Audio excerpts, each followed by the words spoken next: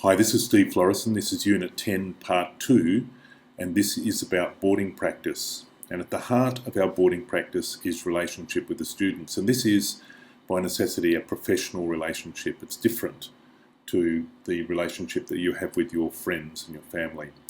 The relationship exists because of the role undertaken. There's a duty of care owed, and there's got to be an appropriate, effective care relationship with students. And what this basically means is that there will be a gap, a small distance between you and the student in this professional relationship. There needs to be well-defined boundaries. These come from the Staff Code of Conduct, the protective guidelines of community services, youth and education industries. As part of this, we need to really actively monitor students. We need to move around through student areas, actively monitoring and observing students. Why? For these reasons. So that potential issues can be anticipated and avoided, and all of us would know of situations that could have been avoided had somebody been there at the time, had somebody been monitoring or supervising those students at the time. If something does go wrong, if there's an issue, it enables you to take prompt and appropriate action. So you're watching over and guiding the students. You're not just sitting in the office observing from a distance, not leaving the students unsupervised. Students must know who is in charge and how that person can be contacted. There have been lots of recent boarding threats, probably some that you wouldn't even think of, and that includes these: bushfire, flooding, cyclone, severe storm events, student armed with a loaded gun coming onto a school property, assaults, homicide, drownings, and on excursions, falls from heights, falling trees in severe storms, falling rocks, hypothermia, fire in tents and cabins, lightning strikes, falls from upper story buildings, natural causes such as pre-existing conditions, motor vehicle accidents and suicide. And, all that sounds pretty morbid and pretty scary, but we do need to think about these things and prepare for them. There's an interesting set of reference material put out by this guy called Brooks, and this is summarised on our website if you want to have a look at this material. If something happens, you need to know your emergency procedures, and it is definitely too late to be working out your emergency procedures once an incident is going down. You need to know beforehand. So how are we prepared? Number one is by knowing your critical incident, emergency and crisis management policies, and have a copy of them at hand. So you really need to know this stuff. If something happens, you need to know what to do. So you must know your critical incident, emergency and crisis management policy. And there are so many times where things have happened in boarding residences where supervisors, boarding managers have had to act immediately, act decisively, act according to the pre-organised policies and procedures, and they were the people who were well prepared. You need to know the signals, and this is one that comes from Wongatha, and it's a very, very simple one. And it's just 3 blasts of a school siren or a school whistle or a bell. And as soon as students hear that, so it might, if the power's down, that might be something like a car horn, or something like that. But as the students know, as soon as they hear that, they must walk immediately to the emergency assembly area. Staff member will check them off, that sort of thing. So you need to know your role in responding to a crisis. What is your role? You need to know what that is and exactly how that plays out. Various states and territories exclude from liability a person where in emergency they help. So what that means is that if you go and help a person and in the act of helping them you injure them or somehow further injure them, you're excluded from liability. That's in all Australian states and territories except Queensland and Tasmania. Third part of being prepared is making sure that there is a current fire list or roll of students and staff who are on the site at any one time. And in the residence that I was involved in, this would be updated at least once a day, sometimes several times a day if students were leaving the site, that sort of thing. And we always had a hard copy, so we had a paper copy as well as a copy on the computer. With the new data management systems like Reach and Onboard, people are carrying around iPads, and that's another good way to make sure that you've got a very current, up-to-date fire list. Number 4 is making sure there's an up-to-date copy of all emergency numbers and contact details of parents where they can be readily accessed. You know, we've been to places where emergency numbers are 6 to 8 years old and some of them are actually incorrect. Been to places where boarding supervisors just don't know how to access phone numbers of parents. So you need to make sure that stuff's readily available. You need to know where you can access emergency equipment, and very often that's torches. It could also be first aid kits. This information folder here it's a trifold folder, and it's a great idea. This one comes from Tiwi College, but what happens with this is that people will slide into that the plan of how you evacuate the assembly areas. They'll put in their student names, contact details, emergency contact details, procedures, all that sort of thing. So these are in very accessible places. Some more fire bits and pieces. So being prepared means having very regular emergency practices, including evacuation and lockdown drills. And so people ask us, how regular? Does that mean once a term, once every 6 months? What it really means is that you've got to do it as often as you need to cover every student that's there. So if you've done a drill and then 3 more students suddenly roll up, you need to do the drill again, because all students need to know how to do that drill. They need to be able to respond automatically and take it seriously. You need to participate in regular reviews of your procedure and practices, be a part of all of that. Make sure your own training is current, and that might be fire warden or first aid training, that sort of thing. Make sure you're current.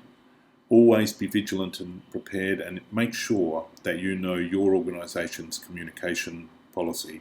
And so there are those things that are very important just for being prepared for an emergency.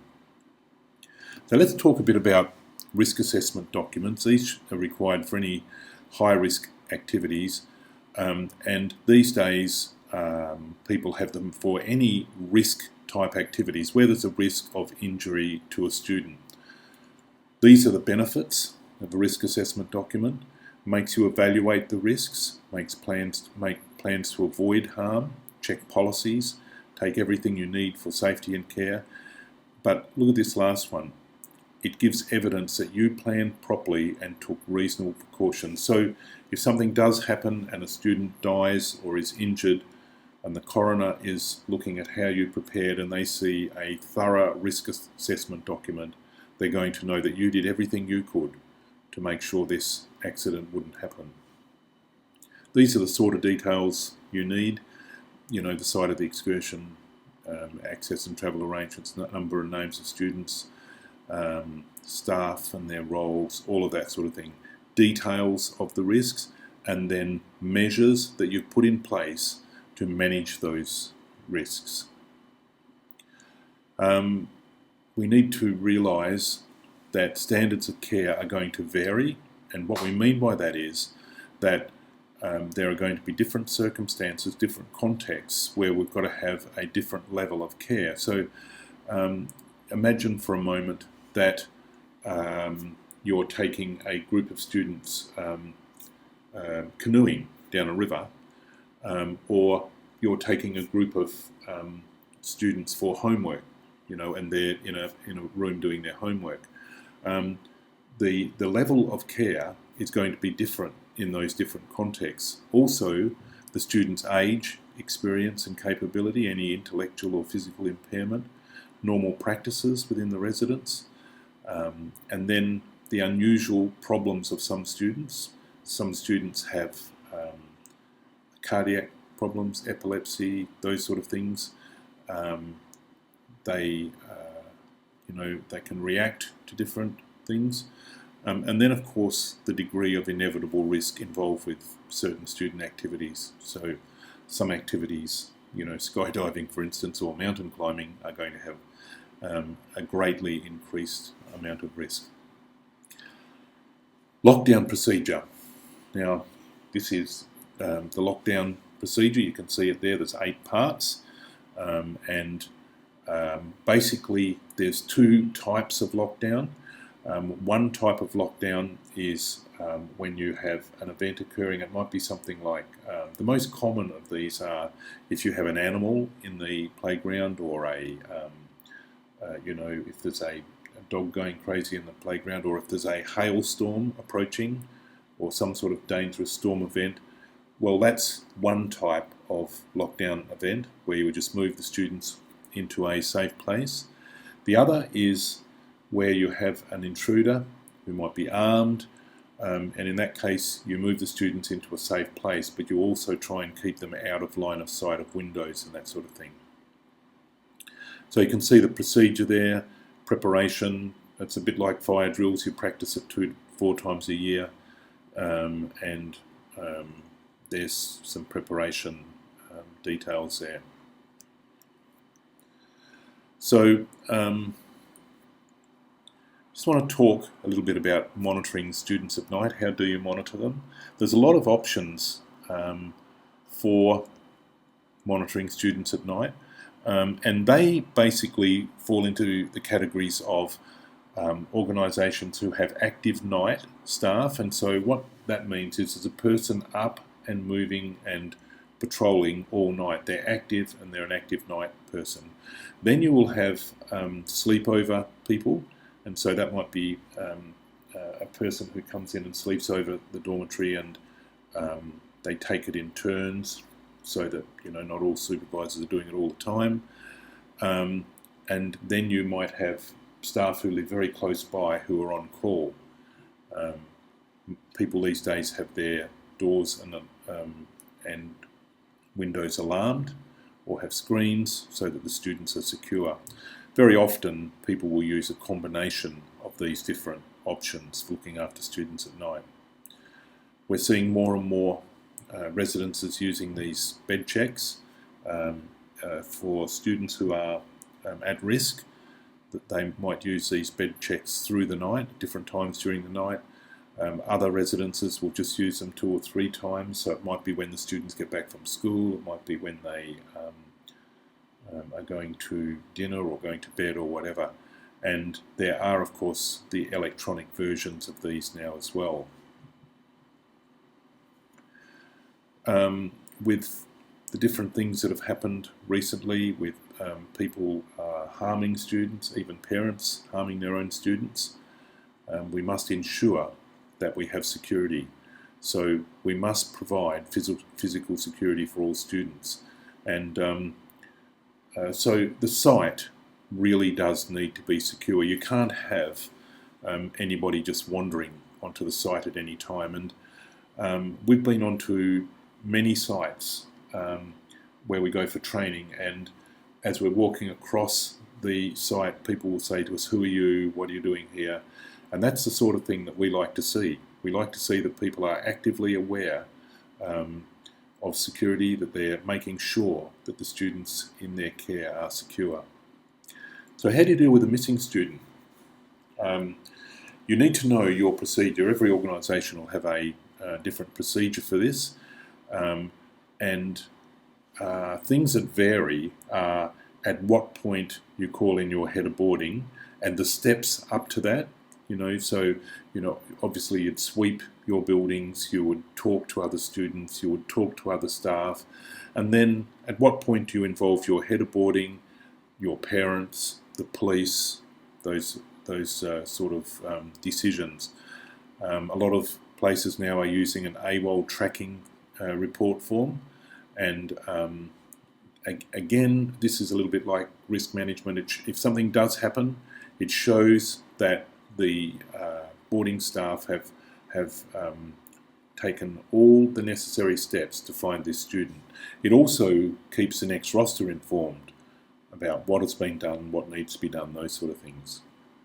There's a tracking record there. There's a much better one on the website, so have a look at that one if you want a student tracking form. So as I've said before, access is everybody's business.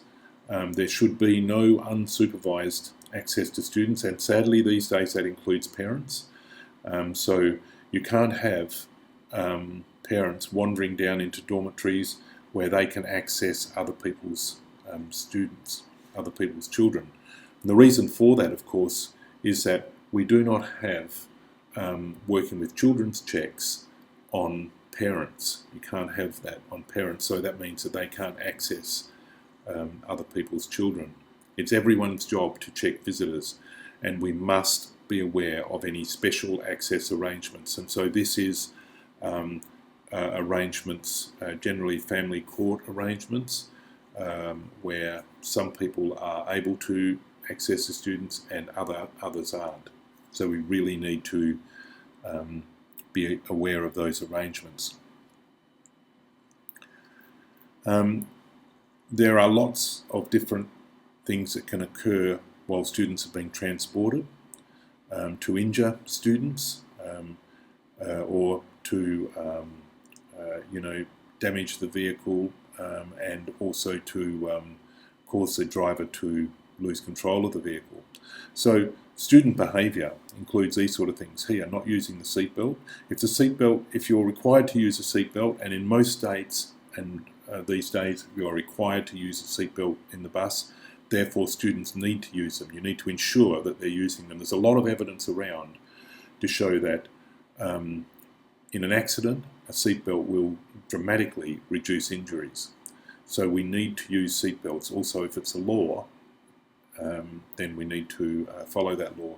Just moving around in the bus, hands and arms outside the windows, is not so much of a problem these days because fewer and fewer buses have opening windows. Interfering with other students, loud, raucous behaviour, any of that sort of behaviour can cause problems, during transport. For the driver, if the driver's unfamiliar with the bus, if they're unskilled at driving a big vehicle like a bus, and they're hard to drive, they're not easy to drive. Any inattention, carelessness, breaking the law, and that involves things like seatbelts, or if you've got a driver that can't control the students, that they're meant to control them, but they can't control them, then they really shouldn't be driving the bus. So all of these are transport issues which can cause us problems. I want to talk very briefly about cyberbullying. This is any harassment through technology, and we do talk about this in other areas. So it's any unprovoked, unwarranted bullying using technology. It affects quite a few Australian kids, as many as 10%. It can be 24/7 and compounded by the fact that you get these large audiences. Cyberbullying also offers a unique possibility of evidence, gathering evidence, and also intervention. So with action, the damage and behaviour can be changed. So what this should be our adult response. Don't overreact or punish a child. 78% of students are worried that if they tell an adult, they'll be disconnected, and we've talked already about how important it is for them to be connected. Kids often think that adults mightn't be able to help. Don't appear too worried or overreact. Don't disconnect them. Let them know they haven't done anything wrong and that you'll work through it with them to resolve it so that they can use technology happily again. And for a student, students should not respond at all to cyberbullying. So by what we mean by that is they should not respond to the person who's bullying them, because it just makes it worse. They should save the evidence. They should block, delete and report to the administrators, and they should tell somebody they trust, a friend, a house parent, a teacher. So tell the police if necessary as well, particularly if this is anonymous, because then it can be a criminal offence. So this is the sort of advice that you would give to a student to resolve these cyberbullying incidents. Just talking briefly about illness and medical treatment. This is so important these days to get this right. It must be right. So anaphylaxis, a severe reaction, need to know the signs, identify students have EpiPens available and current, and just know the action steps. One of the last times a EpiPen was used in a boarding residence was used upside down, and the boarding supervisor stabbed themselves instead of the student. And I know that probably sounds humorous, but the student could have died. And so we just need to know how to use these things. There needs to be really good processes and records in place for healthcare in your residence. And we've got forms for this sort of thing, and these are available and they're on the website if you want them. So just checking the 5 rights: the right person, the right drug, the right dose, the right time, and the right route. So here are some more forms. These are really good processes and forms, and they're available if you need them.